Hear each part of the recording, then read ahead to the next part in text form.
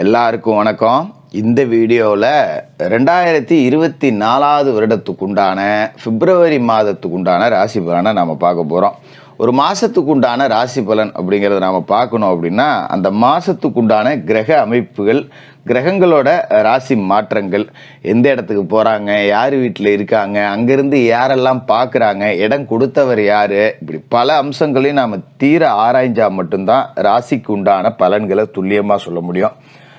அந்த வகையில் பார்த்தீங்கன்னா கிரகங்களோட ராஜா சூரிய பகவான் சனி பகவானோட வீடான மகர ராசியிலிருந்து சனி பகவானோட இன்னொரு வீடான கும்பராசிக்கு 13ஆம் தேதி போகிறாரு. செவ்வாய் தனுசு ராசியில் குரு பகவானோட வீட்டில் இருக்காரு. 4ஆம் தேதி அன்னைக்கு மகர ராசிக்கு சனி பகவானோட வீடான பகை கிரக வீட்டில் போய் உட்கார்றாரு. ஆனாலும் அது அவருக்கு உச்ச வீடு. புதன் மகர ராசியிலேருந்து 13ஆம் தேதி கும்பத்துக்கும், அதே 13ஆம் தேதி சுக்கிரன் தனுசுலேருந்து மகரத்துக்கும் போகிறாங்க. வருட கிரகங்களில் பெரிய மாற்றம் எதுவும் கிடையாது. குரு பகவான் மேச ராசியில் பலம், சனி பகவான் கும்பத்தில் ஆட்சி, ராகு குருவோட வீடான மீனத்தில் சஞ்சாரம், கேது புதனோட வீடான கன்னி ராசியில் சஞ்சாரம். பொதுவாகவே பூமிகாரகன் அப்படின்னு சொல்லப்படுற செவ்வாய் இந்த மாதம் முழுக்க உச்சத்தில் இருக்க போகிறாரு. 4ஆம் தேதி மகரத்துக்கு போய் உச்சத்தில் இருக்க போகிறாரு. அப்படிங்கிறதால இந்த மாதத்தில் ரியல் எஸ்டேட் பிஸ்னஸ் ரொம்ப நல்லா நடக்கும், விவசாயம் நல்லா நடக்கும், இடம் வாங்கலாம், மண் வாங்கலாம், மனம் வாங்கலாம். இந்த மாதிரி பூமி தொடர்பான காரியங்கள் எல்லாமே ரொம்ப உச்சத்தில் இருக்கும். அப்போ இதை விவசாயிகள், ரியல் எஸ்டேட் செய்யக்கூடியவர்கள், இடம் வாங்கி விற்கக்கூடியவர்கள் பயன்படுத்திக்கலாம். சரி, மற்ற கிரகங்கள் உங்களோட ராசிக்கு என்ன சொல்லுது? கடகராசி நேயர்களே, உங்களுக்கு இந்த பிப்ரவரி மாதம் எப்படி இருக்குது அப்படின்னு பார்த்தோன்னா, இந்த மாதத்துக்கு உண்டான பலனை சொல்கிறதுக்கு முன்னாடியே சில பரிகாரங்கள் அப்படிங்கிறத உங்களுக்கு நாம் சொல்லிடுவோம். இது பயமுறுத்துறதுக்காக சொல்ல, என்னடா அது எடுத்த உடனே பலனை சொல்லாமல் பரிகாரம் சொல்கிறேங்கிறார் ஜோசியர், அப்போ இந்த மாதம் சரி இல்லையா அப்படிங்கிற மாதிரி நீங்கள் யோசிக்கலாம் வேணாம். எதுக்காக முதல்ல பரிகாரத்தை சொல்கிறோம் அப்படின்னா, உங்களுக்கு அஷ்டம சனியோட ஆதிக்கம் இருக்குது. அது ஒரு ஏற்கனவே இருக்கிறது தானே ஜோசியரை, இது என்ன புதுசாக இந்த மாதம் மட்டும் சொல்கிறீங்க, சனி தான் பயிற்சி ஆகிடுச்சே, இப்போ அஷ்டமத்தில் தானே இருக்குது அப்படின்னு நீங்கள் கேட்கலாம். இப்போ அதே அஷ்டமத்தில் இந்த பிப்ரவரி மாதம் 13ஆம் தேதிக்கு மேலே பார்த்தீங்கன்னா சூரியனும் போய் உட்கார போகிறாரு. அது மாதிரி புதனும் போய் 13ஆம் தேதிக்கு மேலே அஷ்டமத்தில் உட்கார போகிறாரு. அப்போ அஷ்டமஸ்தானத்தில் சூரியன் புதன் சேர்க்கை சனியோடு இருக்குது. புத ஆதித்ய யோகம் அப்படிங்கிறதும் இருக்குது. எதனால் பரிகாரத்தை முதல்ல சொல்கிறோன்னா, இந்த அஷ்டம சனியோட தாக்கத்தை குறைக்கிறதுக்கு 13ஆம் தேதிக்கு மேலே புத ஆதித்ய யோகம் அங்கே உண்டாகுது பார்த்தீங்களா, அதுக்குண்டான பரிகாரங்கள் செஞ்சுக்கிட்டிங்கன்னா இந்த 8ஆம் இடத்துல சனி இருந்து எவ்வளோ கெடுதல் செய்வாரோ அது அப்படியே நன்மைகளாக தலைகீழாக மாறும். அதாவது ஒரு விரைய செலவு வருது அப்படின்னா சுப விரைய செலவாக மாறிடும். ரொம்ப சந்தோஷத்தை கொடுக்கும். அப்பாடா இன்னைக்கு 10 ரூபா செலவு பண்ணேன், ஆனாலும் இன்னைக்கு இருந்த மாதிரி நான் ஒரு சந்தோஷமாக இல்லவே இல்லை அப்படின்னு சொல்லுவோம் பார்த்தீங்களா, அப்படி ஒரு மாற்றத்தை உண்டாக்கும். மறுபக்கம் பார்த்தீங்கன்னா குரு 10ல் இருக்காரு. 10ல் குரு பதவியில் மாற்றம். இந்த பரிகாரங்கள் செஞ்சோன்னா நல்ல மாற்றமாக மாறிடும். தீய மாற்றம்ங்கிறது இல்லாமல் நல்ல மாற்றம். உதாரணத்துக்கு எடுத்துக்கிட்டோன்னா, இப்போ ஒரு 20 கிலோமீட்டர் தொலைவில் வேலை செஞ்சுக்கிட்டு இருப்போம். ஒரு டிரான்ஸ்ஃபர் 50 கிலோமீட்டருக்கு போகிறதுக்கு பதிலாக 20 கிலோமீட்டர்லேருந்து 5 கிலோமீட்டருக்கு வந்துடும். வீட்டுக்கு பக்கத்துலேயே வேலை கிடைச்சிருச்சு அப்படிங்கிற மாதிரி. சரி, அப்படி என்ன ஜோசியரை நீங்கள் பரிகாரம் செய்ய போகிறீங்க அப்படின்னா, சும்மா அந்த 10,000 கொடு 5,000 கொடுன்னு பரிகாரம் சொல்லுவாங்க பார்த்தீங்களா, அந்த மாதிரி பரிகாரம்லாம் கிடையாது. நான் சொல்கிறேன் கேட்டுங்க. இந்த மாதத்தில் சனிக்கிழமை, அதாவது 13ஆம் தேதிக்கு மேலே கிரக அமைப்பு மாறுது பார்த்தீங்களா, அதுக்கு முன்னாடி வரக்கூடிய ஒரு சனிக்கிழமையில் 9 ஏழைகளுக்கு தயிர் சாதத்தை தானமாக கொடுங்க. யாரோ சாலையோரத்தில் வசிக்கிறவங்க, சாப்பிட்றதுக்கு கஷ்டப்படுறவங்க, இவங்களில் ஒரு 9 ஏழைகளுக்கு தயிர் சாதத்தை தானமாக கொடுங்க.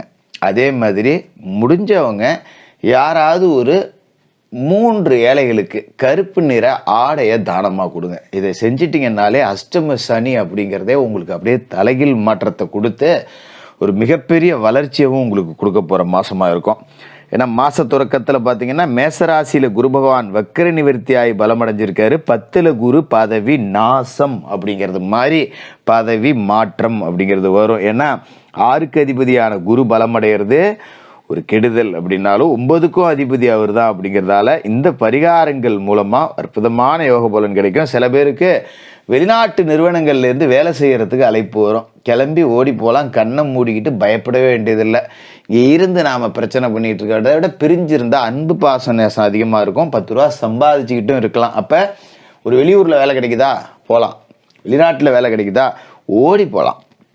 இதெல்லாம் செஞ்சீங்க, அற்புதமான மாற்றம் அப்படிங்கிறது வரும். அதோட மாச தொடக்கத்தில் சுக்கிர பகவான் தனுசு ராசியில் இருக்கார். அதாவது 13ஆம் தேதி வரைக்கும் தனுசு ராசியில் தான் அவர் இருக்கார். 13ஆம் தேதியே பார்த்தீங்கன்னா சூரியனும் மாறுறாரு கும்பத்துக்கு, புதன் கும்பத்துக்கு மாறுறாரு, சுக்கிரன் மகரத்துக்கு மாறுறாரு. 13ஆம் தேதி 3 கிரகங்களோட மாற்றம் இருக்கு. அப்ப 13ஆம் தேதி வரைக்கும் ராசிக்கு 4க்கும் 11க்கும் அதிபதியான சுக்கிரன் 6ல் இருக்காரு. அப்படிங்கும்போது இடம் பூமி வாங்கலாம்.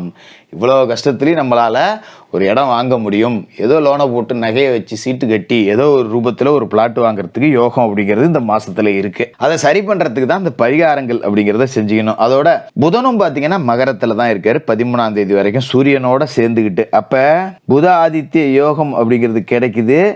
2க்கு அதிபதியான சூரியனும் விரையாதிபதி புதனும் சேர்ந்துக்கிட்டு இந்த நேரத்தில் ஒன்று இணைகிறாங்க அப்படின்னா மங்கள ஓசை கேட்கும். அப்போ 12க்கு அதிபதி 2க்கு அதிபதி இவங்க 2 பேரும் ஒன்று சேர்றாங்க.